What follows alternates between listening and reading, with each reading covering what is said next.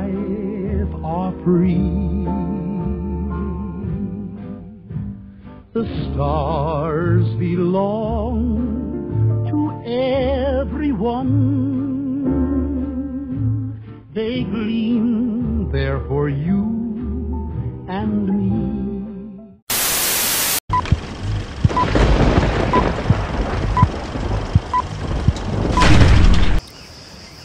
Lord knows I dislike the internet.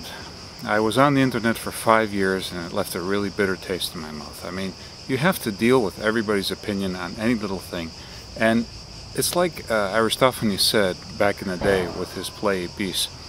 It's not what you say, it's who shouts the loudest that matters to most people. And that just drives the people who know what they're talking about crazy. Still though, I want to ask you guys a question.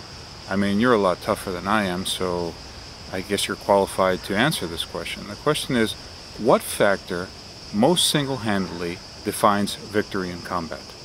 Is it strength? Is it speed? Is it endurance? Stamina? How many tattoos you have or how cool you look? Any of these? If you've answered yes to any of the above except for the tattoos and how cool you look, you're only partially right. In fact, the factor that most single-handedly defines victory in combat is tactics.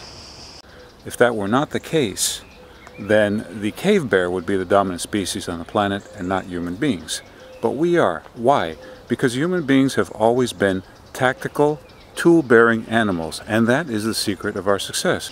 Look, let's discuss this by example. Today everybody knows about the Spartans, those warriors of ancient Greece, who defeated an overwhelming Persian host at Thermopylae, and I'm as proud of my Spartan ancestors as any Greek. But the thing is, did they win because they were stronger, tougher, had more endurance, were better trained, etc., yada, yada, yada, all these things?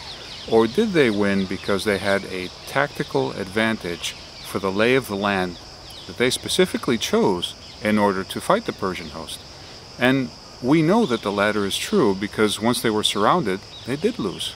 Their strength didn't save them, their superior stamina didn't save them, their endurance, their superior training, none of these things. Once they were outflanked, they lost, and there was nothing they could do about it. And we also know this is the case because 65 years later, the Spartans lost to an Athenian army at Sphacteria, this island here. What happened is there you had a garrison of about 440 hoplites stationed on the island. They retreated to a position where they could defend against the Athenian marines who were assaulting the island. Now granted, the Athenians were far more numerous. There were about I think 2,000 or 3,000 of them, if I recall correctly. But the way that the Spartans lost is intriguing. Hello, butterfly. What happened is the Athenian general sent former Spartan slaves, Messenians, who were not well trained. They had almost no training at all.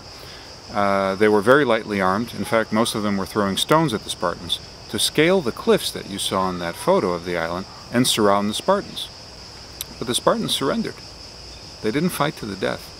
440 Spartans went onto that island. 292 of them surrendered, of which the majority was of the elite Homii class. They're the same people that died at Thermopylae. So what does that say? What does that tell you? That the Spartans surrendered 65 years after Thermopylae.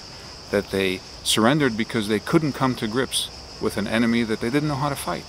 It tells us that tactics are the key. In fact, the strength of the Spartan army had nothing to do with how strong, fast, tough, or quick the individual soldier was. What it had to do was with the strategic rather than tactical advantage that the Spartans had.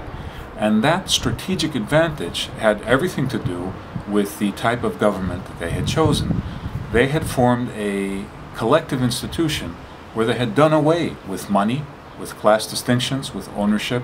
Of course, that's not strictly true because they did have class distinction with the slaves that they had captured, for example, the Messenians, where they had enslaved an entire city. No, the strength of the Spartans was that they worked together. They had a strategic advantage. From a very young age, they were brought up to consider each other brothers. In the line, in the phalanx, next to them was their brother. They kept their shields together like one moving object, one constant wall. And that was the strength of their army.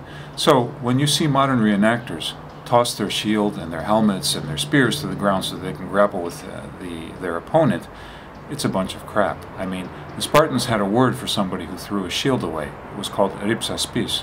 It means coward. Let me give you a few more examples. As long as this butterfly's on my hat there. It's the second time that it's come back. It's really surprising.